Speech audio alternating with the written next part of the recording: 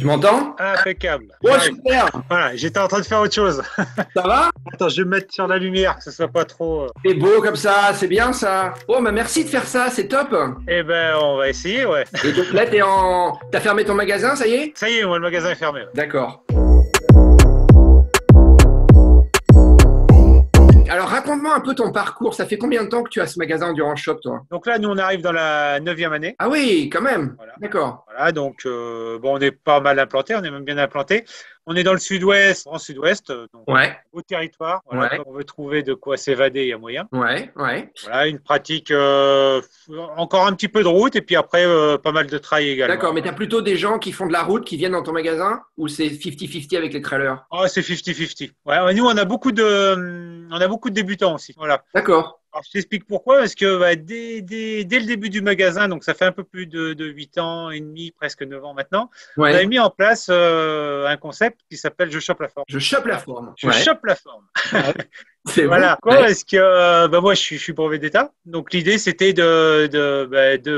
d'initier ces gens qui débutent. Voilà, plutôt qu'entraîner des gens, c'était ces gens qui se posent la question, savoir le pourquoi, le comment, qu'est-ce que je fais. Mhm. Et en fait, on fait vraiment l'initiation avec des gens qui totalement, ou alors qui ont déjà une petite approche, et puis on leur apporte tout ce qu'on fait pas forcément tout seul. D'accord. Du travail de gamme, du travail un petit peu plus technique, voilà. Et alors, comment tu leur apportes ça? Tu donnes des rendez-vous au magasin le matin, l'après-midi, le soir, le week-end? Comment ça se passe? Alors, on fait ça sur 10 semaines, voilà, avec un rendez-vous coaché dans la semaine. Donc, en règle générale, et ça a toujours été comme ça, c'est le mardi soir à 19h, Ouais. où là, on apporte tout l'aspect technique. Voilà, alors, c'est vrai que quand on commence, et même les premières séances, on court pas beaucoup, hein, on fait même pas une heure, hein, enfin 1 kilomètre sur 1 heure, quoi, voilà. Ouais. Et le lendemain, on leur envoie des devoirs. D'accord. Avec des petites séances à faire. Alors, 1 ou 2 séances à faire dans la semaine en fonction des emplois du temps, des capacités des uns et des autres. Ouais. On fait des petits groupes maximum de 20, donc c'est entre 15 et 20 maximum par groupe. D'accord. C'est Voilà, canon. et ça sur 10 semaines. D'accord. Et ça fait combien de temps que tu fais ça? Que tu as mis ça en place? Ah ben, ça fait 9 ans, j'ai commencé dans les 6 premiers mois du magasin, ouais, ça fait 8 ans et D'accord. demi. Et D'accord. on fait 3 sessions de 10 semaines par an. D'accord. Voilà. D'accord. Attends, 3 sessions de 10 semaines par an. Ouais. Et On à en chaque- fait une Ouais. en septembre, Ah, d'accord. ouais, septembre, janvier et puis en mars-avril. Ah ouais, d'accord. La rentrée pour tenir bon en hiver et puis pour préparer les beaux jours. Ok.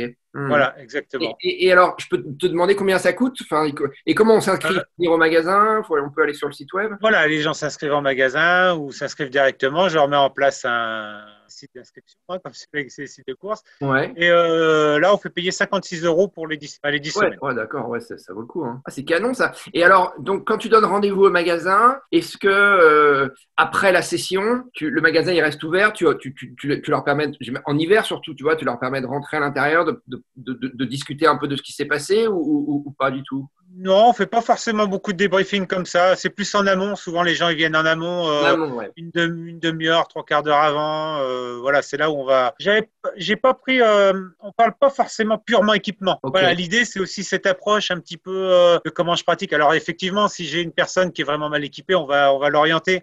Mais voilà, puis ça vient naturellement avec le temps, avec la pratique. Ouais, d'accord. Nous, c'est ce qui fait qu'on a une petite communauté autour du magasin qui est très Ah ouais. sympa. On a des gens qui ont arrêté, mais qui sont toujours là. Enfin, c'est marrant, quoi. Ah ouais? Qui ont arrêté, c'est-à-dire? Qui ont arrêté de courir? Parce qu'en fait, on est. C'est vrai que vu que nous, on fait pas d'entraînement, on fait vraiment de l'initiation. Une fois que les gens ont un certain niveau, il y en a, on les oriente vers les clubs, club Ah ouais. course à pied, club triathlon. Voilà, parce que D'accord. moi, je veux pas faire de l'entraînement pur. Donc, voilà, Ok. c'est vraiment Ok. la. C'est de la découverte, initiation, découverte, plaisir, quoi. Exactement, ouais. Ah, c'est canon Et ça. on a les gens les fidèles qui viennent toujours, et puis il y en a, ça leur convient totalement comme concept. Ouais. Ah, c'est vachement bien, dis donc. Ah, et puis tu te crées une communauté, quoi. C'est sûr que du coup, les gens après, ils restent fidèles et ils ont envie de. Tu crées un lien, quoi, vachement plus fort que juste Ouais, le mec qui va leur vendre des chaussures, des textiles ou des. exactement ça. Alors du coup, pendant le confinement, parce que je bosse avec deux coachs, hein, une fille et un garçon, Fabrice et Val, pendant le confinement, on a mis en visio avec avec Zoom, justement. On avait mis 2 rendez-vous, donc on faisait 2 rendez-vous, entre guillemets, course à pied. Ouais. Donc moi, je prenais un petit peu plus tout ce qui était travail de foulée, puis pliométrie. Et puis, 2 rendez-vous par semaine? 2 rendez-vous par semaine. Pendant le confinement, on faisait mardi, jeudi. Ouais. Et puis en option, Fabrice faisait un rendez-vous sur Home Trainer le samedi matin. Voilà, on avait 3 rendez-vous par semaine. Canon. Et de 40 minutes, quoi. Voilà. C'est très sympa parce que ça nous a permis de maintenir le lien. Ah ouais, carrément. Alors, le confinement, c'était de quand à quand? Donc, vous avez fait ça pendant combien de temps? Pendant 2 mois, quasiment. Ouais. 2 mois. C'était quoi, mars-avril? Ouais, mi-mars jusqu'à mi-mai, quoi. Mi-mars, mi-mai, ouais. C'est génial. Ouais, 2 mois, on a maintenu la… Donc là, c'était gratuit. Enfin, l'idée, c'était de maintenir le lien et de se retrouver. C'est vachement bien, hein. C'est super ça, parce que moi, je me mets à la place du consommateur. Je me dis, mais je suis fidèle à vie à ce magasin, parce que le mec, il veut pas seulement me vendre des chaussures, il veut créer du lien. C'est un vrai coureur, il est comme moi. Enfin, c'est canon, quoi. Ouais, puis on a vraiment créé des vrais liens, même comme je te dis, avec des gens qui viennent plus forcément participer, mais qui passent encore régulièrement. Ah ouais, c'est ça. Parce que voilà, ils ont commencé grâce à nous, quoi. Ouais, voilà, bien ça, sûr. c'est très sympa. Bah oui, non, mais c'est canon. Franchement, c'est super. Et puis ils sont pas blessés parce qu'on prend le temps. Enfin voilà, on est vraiment dans le. Nous, on est là parce qu'on est là pour apporter quelque chose, mais moi je leur explique que c'est pas après-demain qu'on fait un marathon, quoi. Je veux dire, comme je leur dis, aujourd'hui sur Internet tout va vite, mais s'il y a un truc qui va pas vite aujourd'hui, c'est les adaptations physiologiques. C'est ça. Donc voilà, il faut prendre le temps, il faut prendre le temps de s'écouter, de voir un petit peu tout ça, puis dans 1 an, dans 2 ans, on voit où on en est et on avance. Non, mais tu as raison, parce que c'est vrai qu'en plus, quand tu es les médias, moi aussi, hein, quand tu es coureur un peu expérimenté, et je pense qu'on est tous un peu coupables, c'est que, pas vous, hein, pas toi, visiblement, et tant mieux pour toi, et c'est toute la qualité de ce que j'entends là, c'est que on a tendance effectivement à vulgariser un peu le marathon. Tu sais, l'ultra, c'est vachement à la mode, quoi. Tout le monde veut faire l'UTMB. Enfin, les gens, ils se rendent pas compte, quoi, que ça prend des années pour monter au niveau. Exactement ça. Entre-temps, et c'est pour ça que tu as plein de gens qui se blessent ou qui font un truc, et puis après, ils sont dégoûtés parce qu'ils n'ont pas pris le temps de… Parce que, moi, je suis un peu aussi ancienne génération. Hein. Ouais. J'ai commencé à courir il y a quelques décennies. Ouais. Et c'est vrai qu'on n'avait pas toute cette sollicitation. Ah ouais. C'est-à-dire qu'avant, on faisait notre petite période de cross. Quand on faisait un semi, c'était déjà… on n'avait pas 3 courses par week-end. On avait vraiment des objectifs. Alors que là, c'est vrai qu'on est aussi dans le monde de la consommation. Hein. Voilà. Nous, on en fait partie, hein, le business, tout ça. Mais je veux dire, la personne qui veut courir, elle peut courir tous les week-ends. Et ce qui fait que les gens ne s'entraînent plus, mais courent. Ouais, c'est ça. Ils font des courses. Ça apporte. Il n'y a plus toute cette régénération, cette récupération physiologique qui est importante. Alors les gens qui ont un petit peu d'expérience, passent le cap parce que voilà, mais les gens qui commencent tout de suite au bout de 3 mois, 6 mois, on est dans la course, on va enchaîner les courses. Le marathon de New York et compagnie. C'est ça. Non, t'as raison, c'est un point vachement important parce que du coup, il y a plein de gens qui sont dégoûtés parce qu'ils se blessent ou parce que moi j'ai un pote, il veut faire de l'ultra, il veut faire du 100 miles, genre UTMB, mais à chaque fois il échoue et du coup il se dégoûte, quoi. Il se dit le prochain, alors il se réinscrit pour un autre, mais il se réentraîne pas plus, pas mieux, il se laisse pas le temps de la récupération. Du coup, il se dégoûte, tu vois, et c'est dommage, quoi, parce que et d'autant plus que toutes ces, alors j'ai rien contre l'ultra, moi je suis pas forcément un fanat de l'ultra, de tout ça, mais je veux dire, ça c'est pas fait pour tout le monde non plus. Non. C'est-à-dire qu'il y a des physiologies qui ne pourront jamais faire et puis qui vont pas forcément se faire plaisir. Donc je leur dis voilà, c'est pas parce qu'on fait pas dans sa vie un ultra qu'on n'est pas coureur. Je veux dire, préparer. Moi, je prends toujours l'exemple, préparer un 10 km, c'est tout aussi difficile que de faire un ultra. Absolument. C'est mon avis, mais quand on le prépare correctement. Donc, il faut trouver ce qui nous fait plaisir. Bon, moi, ma distance de prédilection à l'époque, c'était le semi-marathon parce que j'aimais bien. Voilà, ces distances dans les timings qui m'allaient bien. Mais voilà, il faut trouver dans la distance qui va nous convenir, le terrain qui va nous convenir. Hein, parce qu'aujourd'hui, la route, ça existe encore. Le trail, il y a plein de phénomènes autour de la course qui peuvent convenir. Mais il faut chercher un petit peu et puis voir ce qui nous convient, quoi. Ouais, t'as raison. Non, mais c'est vrai qu'aujourd'hui, on a un choix qui s'est démultiplié, autant en distance qu'en épreuve. Et c'est tout bénef pour toute l'industrie de la course à pied. Mais c'est vrai que les gens, c'est un peu difficile pour eux de s'y retrouver. Et du coup, avoir un magasin de proximité comme ça spécialisé qui leur apporte autre chose que juste tiens je vais te vendre la chaussure Altra, la Mizuno ou je sais pas quoi, c'est super, franchement c'est vraiment bravo, quoi. Voilà un petit peu ce qu'on a fait et ce qu'on fait. C'est bon. Et donc ton parcours à toi de coureur à pied, tu as commencé à faire du cross alors, c'est ça? Ouais, j'ai commencé très très jeune, hein. Moi je sais pas, voilà, après moi j'étais gendarme, voilà, 21 ans. Ouais. Voilà, ça m'a amené à faire j'ai fois les championnats de France interarmes. Ah ouais, fois sur quel type de distance? Sur le cross. Ok. Voilà, tout ce qui est cross. J'ai pas mal couru, hein, semi, tout ça. Et puis après, j'ai basculé aussi sur le triathlon. Ouais. Ouais, j'avais plutôt un bon niveau et j'ai fait quelques années en raid après. Ah, en raid multisport? En raid multisport où, Canon. ouais, où j'ai fait, en gros raid, j'ai fait 2 fois transpassif. Ouais. On tournait plutôt bien parce que je suis assez, toute modestie, mais je suis assez complet, donc je me suis un peu calmé, mais j'étais assez complet, voilà, que ce soit en vélo, en course à pied, toutes les activités outdoor, c'était voilà, tout ce qui était de la corde, tout ça, parce que mon métier me le permettait aussi, hein, Ouais. je nageais pas trop mal, enfin bon voilà, D'accord. pas trop, et la course à pied était vraiment mon point fort, quoi. D'accord. Donc ça me permettait d'orienter aussi assez fort. Voilà. D'accord. Et en gendarmerie, tu faisais quoi exactement? Alors moi j'étais en gendarmerie mobile. C'était en mobile, donc je bougeais beaucoup. Ok. Pour la petite anecdote, j'étais champion dans ma catégorie d'âge Antilles-Guyane en 95 Ah, génial. en triathlon. Ah ouais, donc tu vivais là-bas, tu étais muté là-bas. Non, c'était lors d'une d'un séjour. Parce que j'ai fait 2 séjours à Saint-Martin. Voilà, puis lors d'un séjour, c'est tombé lors du championnat. Tu as fait le championnat et tu as gagné, quoi. Ouais, c'était ma catégorie d'âge, mais bon, il y avait des Américains, donc c'était assez marrant parce que c'est assez américanisé là-bas. Ouais. Donc c'était marrant. Et puis on avait des vélos quand on était assez costaud, ça passait. Et t'as fait du marathon? Ouais, j'en ai fait 2. Ouais. T'as fait 2, d'accord. Ouais, mais moi j'ai fait 2h41 Ah ouais, quand à même. Paris, c'était mon meilleur temps. Ouais, mais déjà pour moi c'était des distances voilà, où j'étais à la limite. Voilà. J'ai fait les Templiers aussi plusieurs fois, mais ouais, 80 bornes, ouais, moi fallait que je cours en fait. Parce que je veux dire, il me fallait de la vitesse. Alors à un moment, quand ça commence à ralentir, voire à marcher, ouais, ça te plaît pas. Ouais, c'était pour moi. Si j'étais pas à une certaine vitesse, et aujourd'hui, tu continues quand même à faire un peu à participer à des événements ou pas? Beaucoup moins. De par ma double activité maintenant avec le chrono et tout ça. Et puis voilà, il y a 5 ans, 6 ans, j'ai fait mon dernier SMI où j'ai fait une 15-50. C'était ma dernière perf. Voilà. Puis depuis, je suis dans le plaisir. J'ai ma fille qui s'est mise à courir, qui s'est mise à faire du vélo. Donc je conserve, mais ça dépend. Mais en moyenne, 3 entraînements par semaine, quoi. Ah, quand même. Ok. Voilà. Bien sportif, quoi. Parce qu'une semaine, je vais en faire 1-2. Ouais. Après, tout d'un coup, je vais en faire 6-7.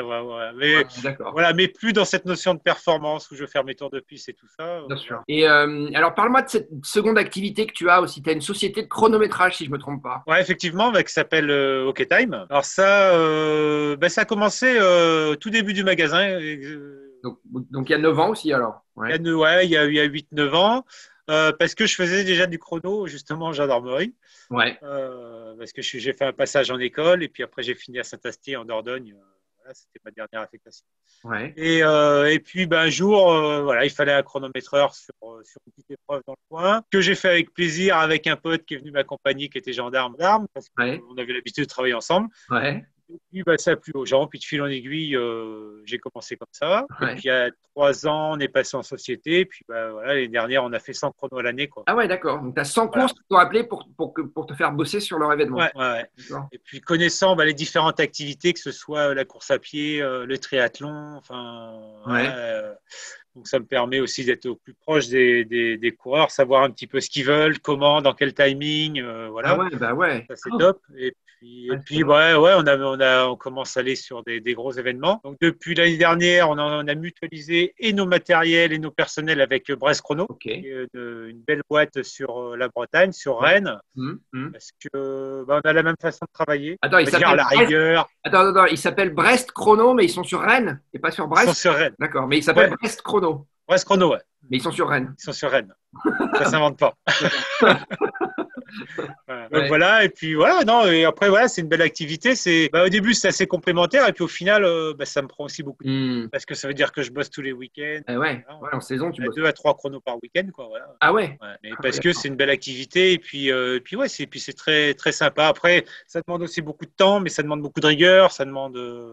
Et puis là il y a beaucoup de choses à faire encore parce qu'il n'y a pas d'école, il n'y a pas de formation. C'est tout de la bide.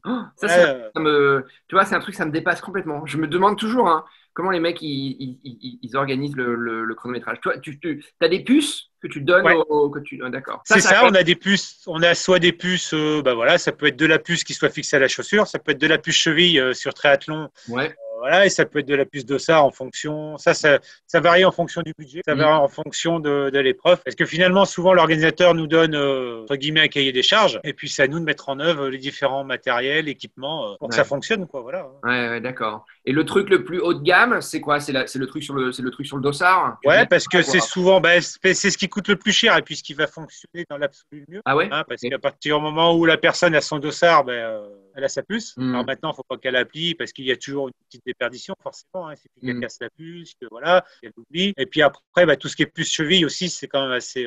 Là, sur triathlon, on a quasiment zéro déperdition parce que les gens, ils ont leur puce avant de partir. Ah oui. Ouais, sur les ultras, par exemple, par contre, qu'ils aient puce cheville ou puce chaussures ou puce dossard. Moi, notamment sur les ultras, souvent c'est des départs à minuit, 2 heures du matin. Moi, ils passent sur un tapis de départ pour être sûr de savoir qui part et voilà. Ouais. Tu le fais pas à chaque fois, ça, le tapis de départ, non? Pas forcément sur les courses de jour, pas forcément. Et sur les courses avec des départs de nuit, moi j'aime bien savoir qui est parti pour que 1 heure ou 2 heures après, on puisse avoir un contrôle. Ouais, d'un point de vue de la sécurité, tu veux dire, pour les organisateurs. Mais pourquoi tu mets pas de tapis sur les courses de jour? Parce que du coup, comment tu fais pour savoir? Ça dépend. S'il n'y a pas énormément de monde, on n'a pas forcément besoin d'avoir un tapis de départ. Parce qu'il faut savoir que nous, on travaille beaucoup avec les heures, en fait. Voilà, on travaille avec 1 heure de départ et pas forcément avec un chrono. Ah ouais, d'accord. Voilà. Tu vois, moi, ça me paraît hyper compliqué tout ça. Je saurais pas faire. Et après, on a fait des courses assez sympas qui sortent un petit peu de l'ordinaire. Récemment, j'ai fait une course de paddle. Ouais. Voilà, parce que ça prend un petit peu les courses de paddle sur Vassivière avec un super club. Là, ils ont un 4 heures et un 10 heures en paddle. Oh la vache. Sur une boucle de 4 km ou 6 km. Les gars, ils font des tours. Donc en fait, on compte les tours. Hein. Là, c'est ni plus ni moins qu'un comptage de tours. C'est en lac? C'est en lac, ouais. Les mecs, ils comptent les tours. Ah ouais. Donc ça veut dire qu'ils n'ont pas de puce, les mecs. Ils ont pas on leur met une puce. Sur ce chrono, je leur mets une puce cheville. Et puis j'ai des dispositifs qui sont dans l'eau. Et puis chaque fois qu'ils passent auprès du dispositif, ça leur comptabilise le tour et le temps qu'ils ont mis au tour. Ouais, bien sûr. Parce que les gens, ils sont assez friands de savoir combien ils ont mis, le meilleur tour. C'est sûr, bien sûr. Ouais. Et donc, tu as du matos, des petites puces, tout ça qui est à toi, ou à chaque fois, tu loues ça à d'autres gens? Non, moi, j'ai tout mon matériel. Voilà, ça représente une petite somme. J'ai tout mon matériel perso. Et puis justement, avec Brest Chrono, avec Gaëtan, Patricia, quand on a des week-ends chauds, soit on se prête du matériel, soit on se dépanne en personnel aussi. Parce que, il y en a un qui est à Rennes et l'autre, il est à Périgueux. C'est pas à côté quand même. Voilà, parce que du coup, ça nous permet d'être présents sur l'ensemble de l'ouest de la France. Ouais, d'accord. Mais quand vous voulez vous prêter du matos, c'est pas évident. Vous êtes pas. Soit on se l'envoie, soit il faut savoir qu'on roule beaucoup. on dort très peu. Ouais, parce que tu vas d'un événement à un autre, quoi. C'est ça, ouais. On peut faire 2 événements dans le week-end, quoi. Oh, t'es un guerrier, toi, mon gars. Voilà. Mais bon, on dort très peu, on dort après. Ouais. C'est bon, c'est sympa. Oh, le guerrier, ok. Et t'as quel âge? 49 bientôt. Oh la vache, t'as encore la forme, hein. Non, mais bon, après, moi j'ai toujours bougé. De toute façon, toute ma carrière, j'ai bougé. C'est intéressant. Puis tous ces contacts là, c'est très intéressant. Parce on a des petites courses très sympas avec des. Il y a des courses c'est encore des courses des familles, donc c'est super sympa de leur apporter aussi nous l'expérience qu'on peut avoir. Voilà, tu vois, en grosse course dans le coin, je fais les 100 km de Belvès. Ah ouais, bien. Oh là là, c'est une course mythique, ça. C'est une course mythique. Voilà, c'est très sympa. Et mais voilà, c'est la course. Comment dire, c'est la course qui fait vivre une vallée. Il y a plein de monde autour. Enfin, c'est une course. Ils n'ont pas besoin de technologie. Enfin, voilà, parce qu'il y a une vraie vie autour de ça. Par contre, je leur apporte un gros soutien, d'autant plus là dans les mois et les années qui vont venir, parce qu'on avait Michel qui nous a quitté très tôt et puis voilà, récemment, des inscriptions. Donc, je leur apporte tout ce côté aussi en amont sur les inscriptions. D'accord. Voilà. Il y a tout ça aussi. Il n'y a pas que le chrono pur, quoi. Voilà. Du coup, c'est une course endurance shop? Non, voilà, j'interviens pas que sur les courses. C'est une course intersport, mais voilà, mais où j'interviens avec OK Time. J'interviens sur d'autres courses, en fait, je bosse pour d'autres. Ouais, non, mais parce que les 100 km de Belvès, c'est après les 100 km de Millau, c'est ça, c'est les deux courses. Et il y avait une course qui reliait Millau à Belvès également, mais qui a été arrêtée. C'est ça. C'est difficile à organiser. Ouais. Ah ouais, canon. Oh il faut que je vienne faire cette course alors. Parce que moi j'ai fait 100 km de Millau. D'accord, avec plaisir. Ça me correspond bien, tu vois. Moi j'aime bien l'ultra, mais les 100 miles, c'est. Mais là, Belvès, c'est un bel événement. Ouais. C'est un bel événement parce que c'est un événement qui est resté comme ces courses autrefois où il y a. Ouais, c'est artisanal, quoi. C'est un peu ambiance famille. Ouais, C'était des brevets. Il faut savoir que ça a commencé sous forme de brevet, Belvès. Hein, c'est il y a très très longtemps. Ouais. Là, ils sont la 42e, c'est la 43e édition. Ah ouais, c'est des vieilles courses. Hein. Mais il y a toujours autour de ça, ça baisse un petit peu en fréquentation, ce qui est un petit peu dommage. Parce qu'en fait, ils mettent une heure, c'est 16 heures, je crois, leur limite. D'accord. Voilà. Mais il y a quasiment autant de bénévoles autour de la course que sur la course. Ouais. Ça dure une semaine avant, une semaine après. Enfin, ah ouais, c'est bien ça. Et ça fait partie de ces courses. Avec mes moyens, tant qu'on pourra, on essaiera de maintenir ça sur la région. C'est une tradition, quoi, cet événement. Et c'est le repas Périgordin qui s'ensuit. Enfin, ouais, c'est top, quoi. Non, ça. C'est à quelle période? C'est au mois d'avril. C'est au mois d'avril, d'accord. Donc évidemment, cette année, elle n'a pas eu lieu. D'accord. Non, elle n'a pas eu lieu. Reporté l'année prochaine. Donc, ils étaient prévus être championnats de France. Je pense qu'ils le seront. L'année prochaine, donc ça, parce que c'est vrai que quand tu as le championnat de France, il y a un petit peu plus de monde, il y a des beaux athlètes qui viennent, il y a une belle dernière bosse qui a toujours existé, mais les gens n'en parlent pas. Il y a une montée qui dure 1 kilomètre, mais les gens sont tellement dans le trip que voilà, c'est la libération. Enfin, c'est vraiment à la fin, le dernier kilomètre, tu l'avales, quoi. C'est ça, Mais c'est vraiment une vraie bosse, c'est mythique, sur le coin, c'est vraiment la course qui existe. D'accord. Et un mot sur ton magasin, il fait combien de mètres carrés ton magasin? Moi, le magasin, il fait 97 mètres carrés, on a 75 exactement, 75 de vente et puis voilà, donc ça fonctionne. Ah ouais, c'est un grand magasin, ouais. Ouais, si, ça va. Et t'as combien de gens qui travaillent avec toi dans le magasin? Alors là, pour l'instant, je suis tout seul. J'ai une personne qui vient me renforcer les week-ends, voilà. D'accord. Sinon, on était deux à un moment, puis voilà, là, on est sur notre vitesse de croisière maintenant. Ça, c'est à cause du coronavirus ou pas du tout? Oui, parce que j'avais mon épouse qui travaillait avec moi, donc si tu veux, vu qu'on était les deux sur le magasin, il a fallu prendre quelques options, quelques ajustements. Et puis voilà, du coup, elle a retrouvé du travail. Donc pour l'instant, je maintiens tout seul. Et puis s'il faut, on verra d'ici quelques mois. Ok. Voilà. Mais voilà, pour pallier à tout ça, j'ai Romain qui vient me filer un jeune là qui va très très bien et qui vient me filer un contrat que j'emploie les vendredis et samedis. Alors tu vois, c'est une question que je me pose. Quand on tient un magasin comme ça, est-ce que toi, tu as un produit de prédilection dans lequel vraiment tu t'excelles, quoi?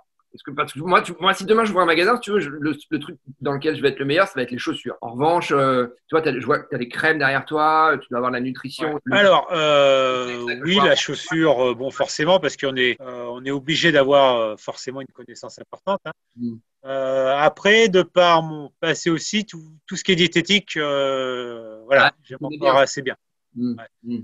Pourquoi? Parce qu'il y a tellement de gens qui prennent de tout pour tout prendre et n'importe quoi et n'importe quand. Enfin, voilà, c'est pareil, je jette pas la pierre aux marques parce que, mais des fois, enfin, voilà, c'est un petit peu comme l'entraînement. Oui, c'est exactement comme l'entraînement. Moi, j'ai plein de personnes qui arrivent et disent, je prends quoi pour mon marathon? Je dis, pour le marathon, rien, parce que finalement, c'est trop tard. Je veux dire, c'est vrai, non, mais c'est pas parce qu'on va prendre 3 gels, 5 gels, un gel tous les 5 km au marathon qu'on va le réussir. L'idée, c'est la préparation. Je dis, voilà, c'est. Tu veux dire que sur le marathon, parce que moi, je joue le rôle du client là, tu veux dire que sur le marathon, ce qui m'offre au ravitaillement, c'est suffisant? Pas forcément. Ça peut suffire. Mais ce qui est important, c'est tout ce qu'on pendant cette préparation, notamment en marathon, c'est hyper demandeur en préparation à la fois physique et physiologique. Et comme je dis, nous, on a une vie à côté, on a une vie professionnelle, souvent on a une vie familiale, donc on va caler nos entraînements, on va voir.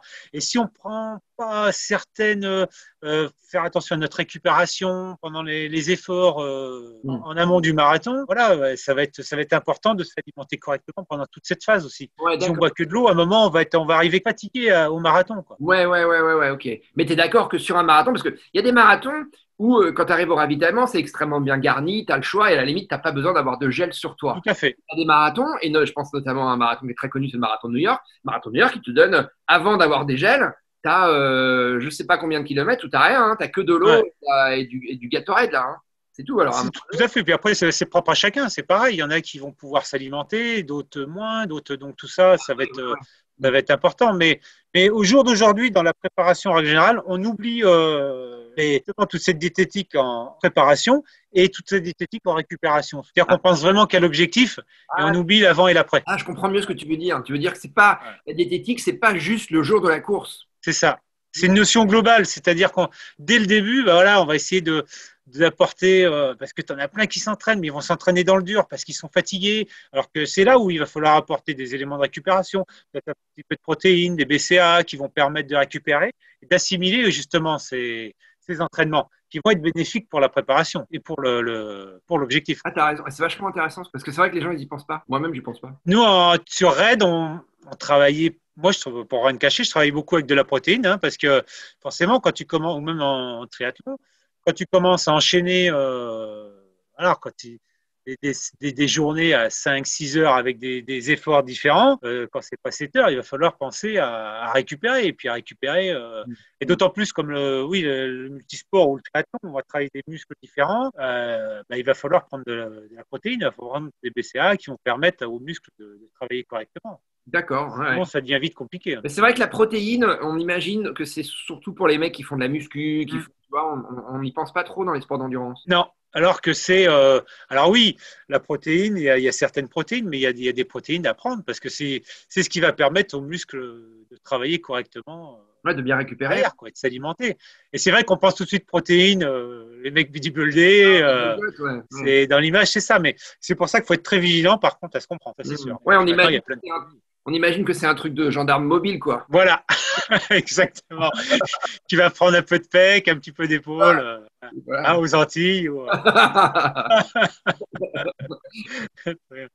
T'as raison, c'est un excellent point, ça. C'est vrai, t'as vachement raison. Ouais, ouais. Ah, c'est bien, hein, dis donc, c'est complet hein, ce que tu fais. Je suis impressionné, je ne savais pas du tout. Enfin, on m'avait dit, tu vas voir, il n'est pas commun, lui. Mais là. Je sais pas, mais. Ouais, non. Attends, tu sais, il y a quand même une question. Ton prénom, au début, je me suis dit, c'est quoi il vient d'où l'origine de ton. Mon prénom, ça c'est la question qu'on me posait à chaque fois. Donc, avec ça, je gagnais toujours 5-10 minutes sur les entretiens. Ah, pardon. Non, tu vois, c'est intéressant, tu sais, Non, c'est un vieux prénom franc, en fait. Voilà. C'était à l'époque fils de Clovis et Clotilde. Ouais. Voilà, donc c'était des vieux prénoms francs. Dans ma famille, j'ai mon arrière-grand-père qui s'appelait Clodomir, et ce qui fait qu'il y a toujours eu un Clodomir. Clodomir, c'est ça, hein, c'est comme ça qu'on dit. Ouais. Clodomir, ouais. Non, pardon, mais en plus, je pensais pas que c'était français. Et t'es pas le seul. Pour l'anecdote, je suis parti en Ukraine en mission. Ouais. Voilà, et donc voilà. J'ai une mission d'un mois là-bas. Je suis parti en Ukraine et quand je suis arrivé sur le tarmac, là-bas, le colonel qui m'accueille, il me dit, je suis content d'avoir un russophone. Je dis, ça va être compliqué. Parce qu'en fait, il avait pensé que Clodomir, c'était russe. C'est pour ça qu'il t'avait emmené. Il va falloir. On va te sélectionner dans la team. Il va falloir trouver un interprète.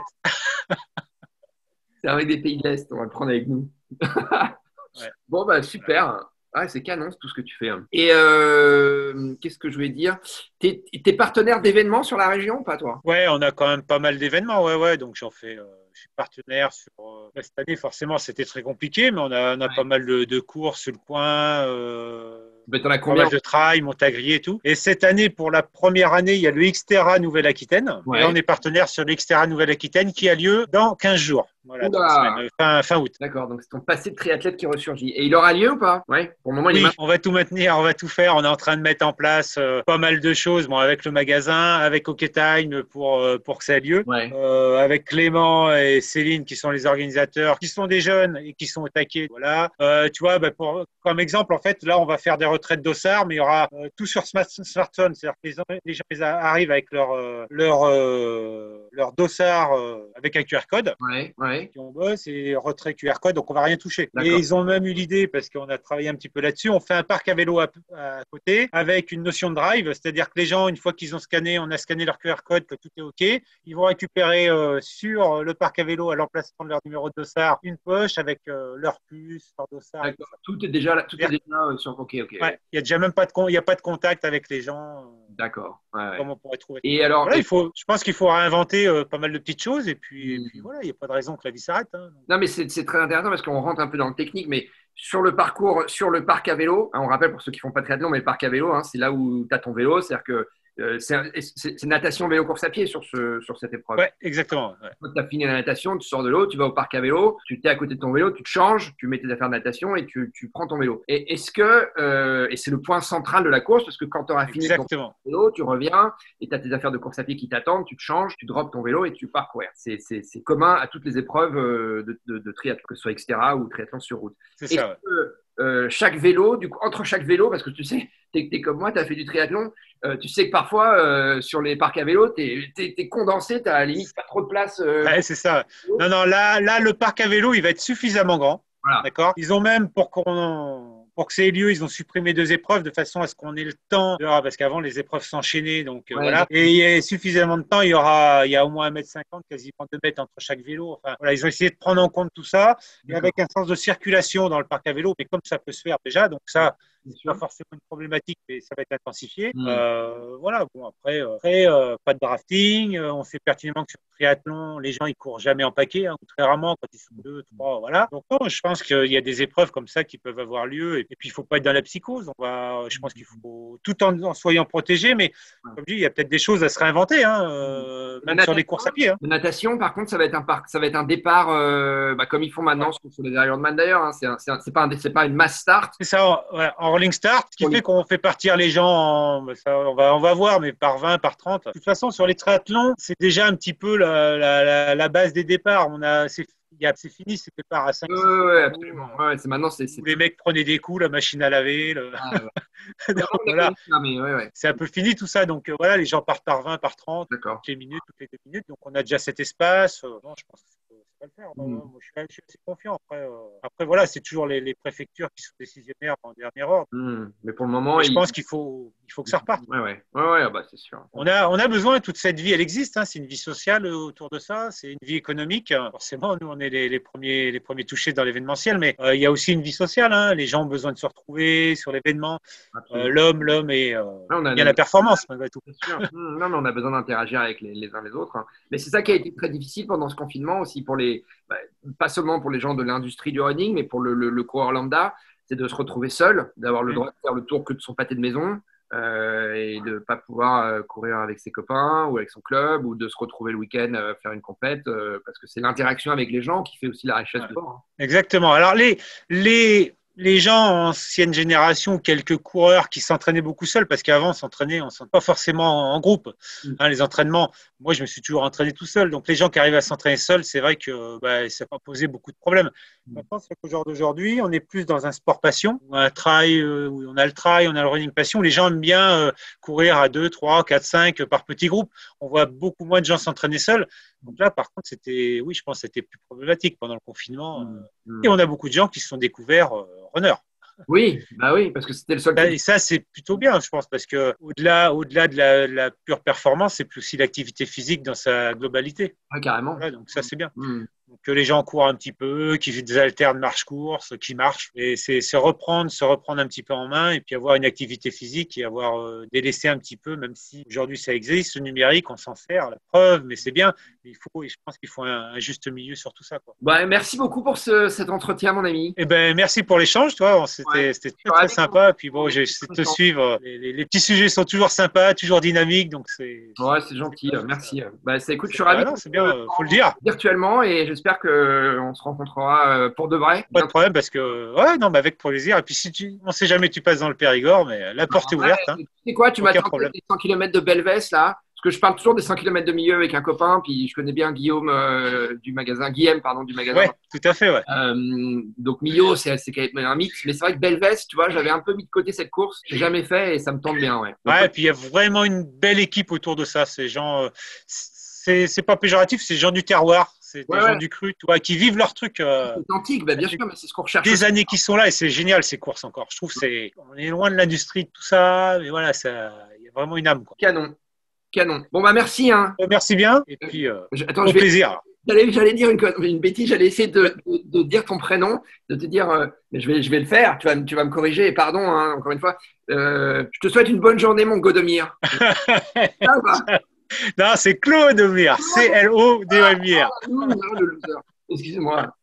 Allez. Il n'y a pas de problème. Je suis invité. Ciao.